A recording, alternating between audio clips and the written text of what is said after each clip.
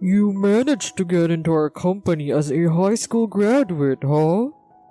It's really embarrassing for me to have a high school graduate as my subordinate.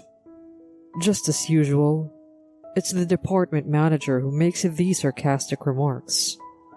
This level of work can be done even by a high school graduate, right? Saying that, he leaves the work behind to me and goes away. Again. I let out a sigh and start going through the materials left by the department manager. My name is Evan, a 26-year-old office worker.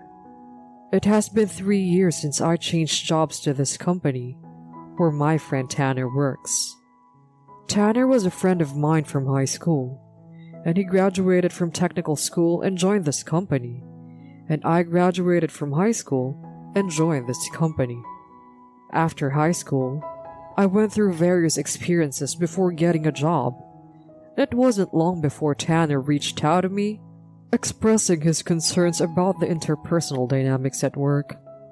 Tanner has a shy and introverted side, and even during our high school days, he would sometimes struggle with his friendships. As a relatively sociable person, I have helped Tanner on several occasions. I never intended to help, but thanks to me, we were able to enjoy events like cultural festivals and sports events. Tanner still mentioned it to this day, but it was actually me who was being helped. I had poor grades, but thanks to Tanner, I was able to avoid getting failing grades, and I was able to graduate.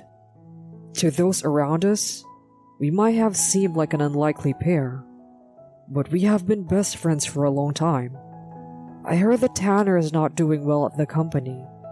I heard that his company was recruiting employees, so I mustered up the courage and decided to go for the interview. It's a big company, so I thought I wouldn't end up in the same department as Tanner. Besides, I didn't have much attachment to my previous company, so I thought it would be great if I could be of any help to Tanner. Even a little bit. After interviewing, I passed with flying colors, and when I informed Tanner about it, he was very surprised. It's unbelievable that Tanner and I are working at such a big company. While the main headquarters is located separately and has a relaxed way of doing things, it seems that the atmosphere at the headquarters itself is rather tense. After joining the company, I didn't end up in the same department as Tanner, but I was assigned to the sales department on the same floor. I went over to Tanner, who was alone during the break, and as we talked, gradually more people started gathering around. Tanner may be reserved, but he has a lot of knowledge, and his conversations are interesting. Naturally, the interpersonal issues that Tanner had been struggling with gradually resolved as I became the catalyst for positive change. Looks like I'm relying on your help again, Evan. Tanner may say that, but I just created the opportunity, you know? The reason people started gathering around you, Tanner, is because of your personality, isn't it? Upon hearing that, Tanner blushed and let out a shy laugh. As for me, the salary here is higher than my previous company, so I have no complaints about changing jobs. However, 3 months ago, there was an issue of me transferring to the headquarters that came up. Isn't that amazing, Evan? Tanner may say that, but I've been comfortably navigating the current role, and I wasn't eager to move to headquarters, with its intense and competitive environment, just for the desire of career advancement. But Tanner said, Evan, you'll be fine. Besides, there's a rumor that the headquarters offers higher bonuses. With Tanner's encouragement, I made the decision to go ahead with the move for now and resolved to consider it. As expected, the atmosphere at the headquarters was tense after the transfer. However, the section manager is the only one who takes good care of me. Evan, let's go to the business meeting together today. Upon hearing that from the section manager, I accompanied him to go see the client.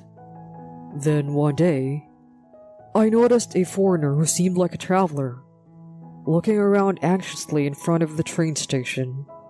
"I wonder if he doesn't know where he's going," the section manager murmured, and our eyes met with a foreign man. The man approached us and showed us a map on his smartphone. It seems that he wants to visit a famous church around here, but the nearest station was 2 stops ahead. The section manager tried to explain in simple Spanish, but the man was not understanding. I intervened and explained in Spanish. The foreign man expressed his gratitude to me and the section manager in broken English, saying "thank you very much," and headed towards the train station.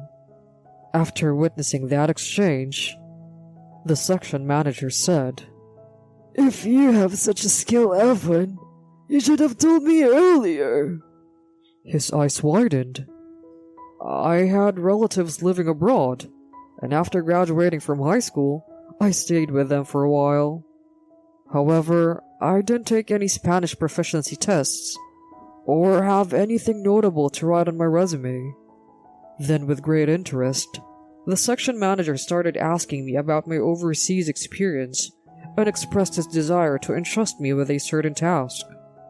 "There's a negotiation with a foreign Spanish-speaking company, and I was supposed to be in charge of it. Would you be willing to work on it together?" We had planned to have an interpreter, but it seems he felt unsure about whether the interpreter would accurately convey the specialized terminology. He thought it would be just right if I could assist.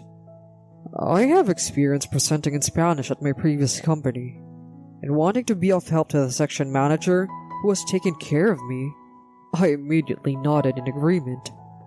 Afterwards, I happened to overhear a conversation between the section manager and some executives, and they mentioned that depending on the outcome of this project, it could also determine the section manager's promotion.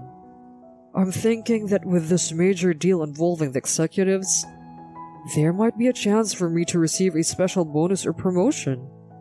However, the troublesome one is the department manager. The department manager has been a hassle since I moved here. You can't expect someone coming from a branch office to be useful, right? He said, looking down on me. So soon after the transfer, "You managed to come to the headquarters despite being a high school graduate. Just make sure you don't hold us back." There have been times when he said things like that. One day, as I was preparing presentation materials for a negotiation with a foreign company, the department manager approached me from behind and called out, "So, you're the one in charge of that, huh? Well, that project is not really important anyway." He laughed as he said that. Apparently, the department head has made the mistake of thinking that this is a case that doesn't matter. I was angry, but it seems that the department manager has a dislike for the section manager and often complains about his projects. I thought it might be better to just let them continue with their misunderstanding, as it would prevent unnecessary disruptions. I decided to leave it be and not confront him. Perhaps satisfied that I didn't argue back, the department manager left while laughing. And finally, the day arrived for the negotiation with the foreign company. Just then, the department manager came to my place. "You don't have to be at the business meeting tomorrow." "Huh? But I had planned to give the presentation in Spanish, so I tried to convey that to the department manager, but he wouldn't listen." "It seems like you have a hard time dealing with people." Even though it was supposed to be an important matter, it seems that the department manager found out it's actually an important project involving executives. Even though the section manager and I were in charge of this project, it seems that the department manager intends to hijack it. I was about to argue with him, but the section manager started laughing. "You don't belong at headquarters." To suddenly be told something like that, I heard you came here because you had good sales performance at your previous job. But here, you haven't produced any results at all, have you? The department manager may say that, but it's all the department manager's fault. The projects that were assigned to me by the department manager were all long-term projects. These are not the kind of projects where results can be achieved within just 3 months of moving to the head office. There were some instances where the section manager assigned me short-term projects, but the department manager took them over. Each time, the section manager would voice his complaints to the department manager. But the department manager, he always used to say, "Are you going against me?" "Oh, department head, that's..." I was about to refute, but the department manager cut me off. "You're indeed not capable of working at the head office. Choose between getting fired or being sent back to the countryside," the department manager says to me with a smirk on his face. Although there are a few people in the office, the employees who might overhear the conversation pay no attention and head towards their desk. They must think that going against the department manager would derail their career advancement. The section manager is currently out, and I'm starting to find the situation quite troublesome. "Hey, what are you going to do?" the department manager says. But I can't work under this person anymore. With that thought in mind, I spoke up. "Well, then I'll quit." Upon hearing that, the department manager stopped his smirk and glared at me. "You don't have any guts, huh? Just bow your head to me." He says that, but I don't understand the meaning. "What should I bow my head for?" I said clearly. The department manager responded, "I'm saying that's where you're being cheeky. Quit right away." He yelled angrily. Understood. I absolutely don't want to bow my head to someone like that. Just as the clock struck the end of the workday, I grabbed my belongings and left the company. When I contacted the section manager on my way home, the section manager apologized and said he would somehow handle tomorrow's business negotiations. He said he would make time to talk to me soon. The next day, I was at home with nothing to do when I got a call from the company. The caller was the section manager. "I'm sorry, but can you come to my office this afternoon?" So I put on a suit and went to work. When I arrived at the office, the section manager showed me to the conference room. There, the department manager is sitting with arms crossed. The section manager started talking to me. "To cut to the chase, today's business negotiations have been postponed." "What?" When I asked again, the section manager sighed. After I contacted the section manager yesterday, it seemed that he immediately contacted the department manager. When he asked who would be doing the presentation, it seems the department manager said he would do it. "There's no way I can't do it when even a high school graduate can." Since the department manager said so, the section manager immediately sent the documents via email. However, the department manager only saw the documents right before the negotiations. Moreover, "What is this document?" he yelled at the section manager. The department manager knew it was a negotiation with a foreign company, but apparently didn't expect their presentation to be in Spanish. As the section manager explained up to there, the department manager glared at us. "This is America! Negotiations should be conducted in English, right?" The section manager countered. "That's why I put Evan, who speaks fluent Spanish, in charge." "If that's the case, then he should have communicated it beforehand." The department manager yelled, but the section manager didn't back down. "If you looked at the materials I sent, you would understand that it's a presentation in Spanish, right?" You graduated from a Spanish language university, didn't you? So I thought there wouldn't be a problem with a presentation in Spanish.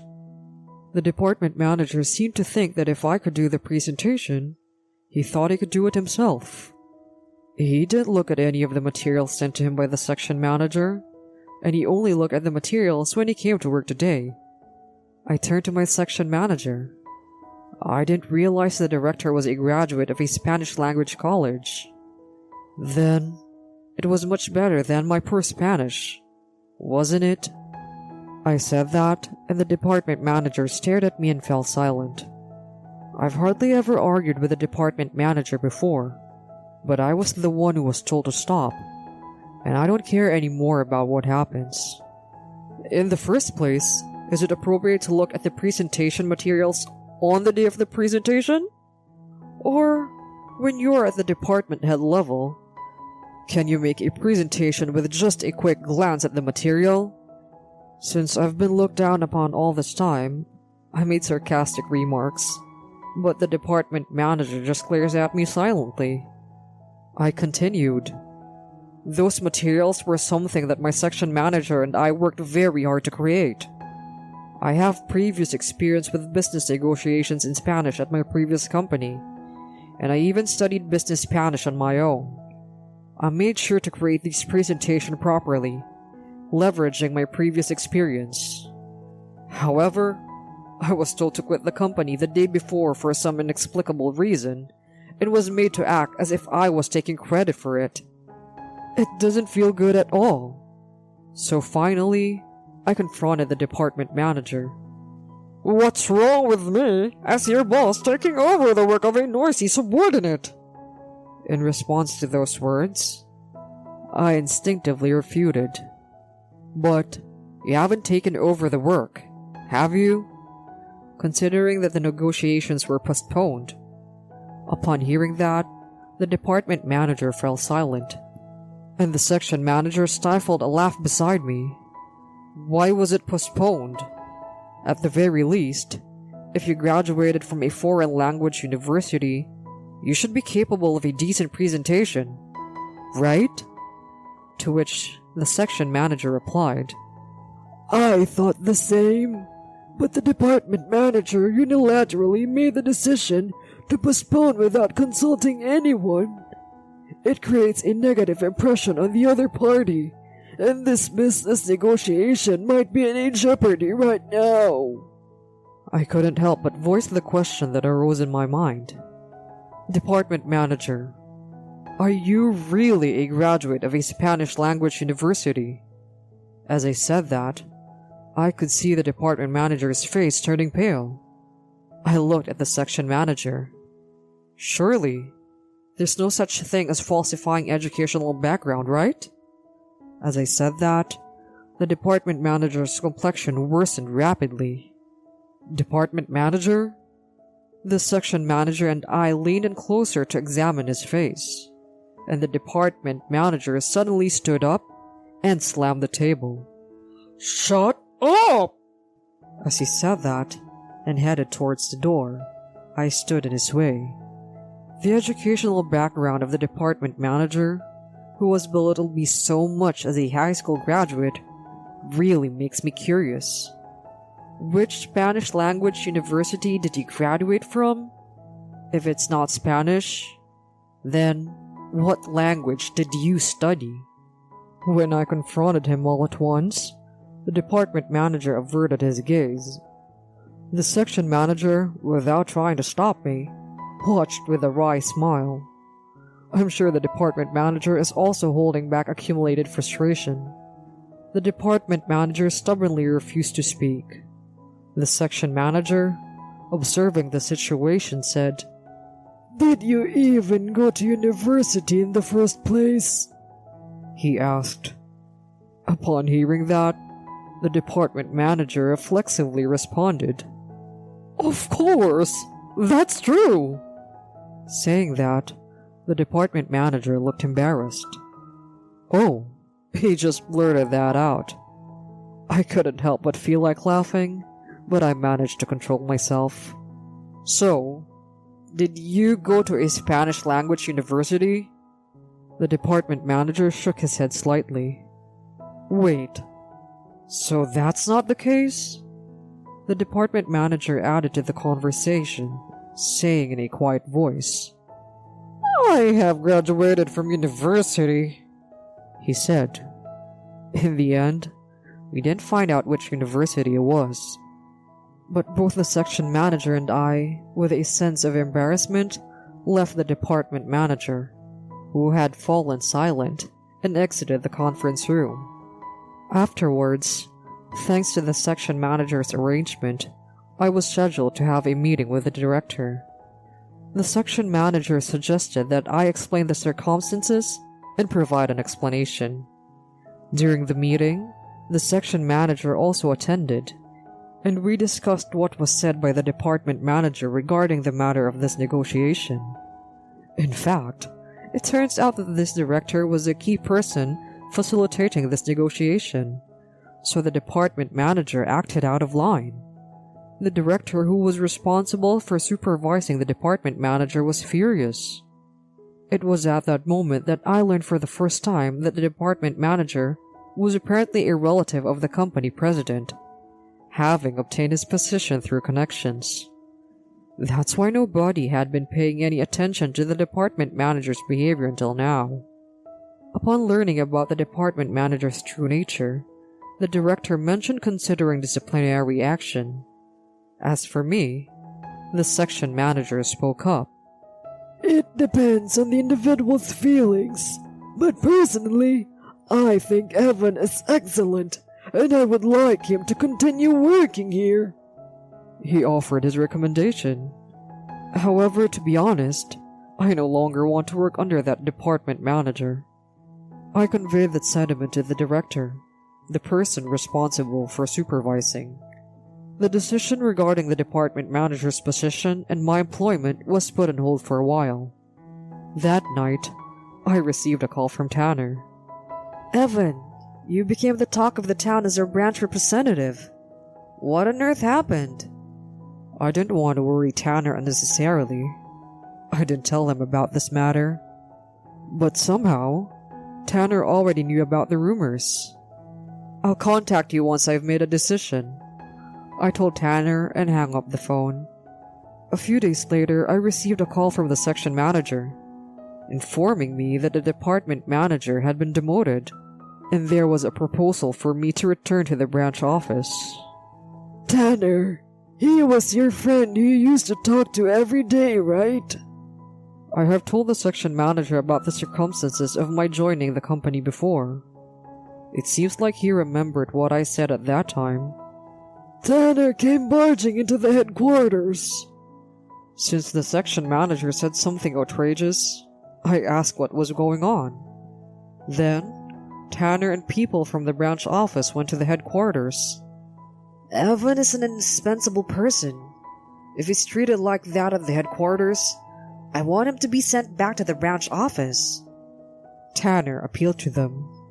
Moreover, I heard that the branch manager was also there. What do you want, Evan? When asked by the section manager, I was troubled, but I chose to return to the branch office. I occasionally keep in touch with the section manager. It seems that the former department manager faced disciplinary action, including demotion to a regular employee, as other instances of power harassment and the true extent of overtime work were exposed. By the way, I don't know who told me this, but apparently, the former department manager didn't go to a Spanish language university and only graduated from a local third-tier university. That's what the section manager told me. I'm not sure if he was actually misrepresenting his educational background, but if he had honestly corrected his academic history, this situation could have been avoided. Well, technically, he did have a college degree. The section manager laughed.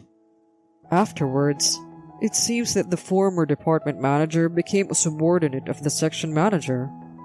However, he was not performing well in his job. and I heard he has been reassigned to a rural area as a disciplinary measure. I guess that's karma for you. As for me, I returned to the branch office and I took over the project from that foreign company. The presentation went well, and the performance of the branch office has improved. I'm enjoying my work, and the relationships with my colleagues are going smoothly. I owe it to Tanner. By the way, I was surprised to hear that you marched into the headquarters. Thanks for that. Tanner chuckled, and slightly embarrassed, he sniffled his nose.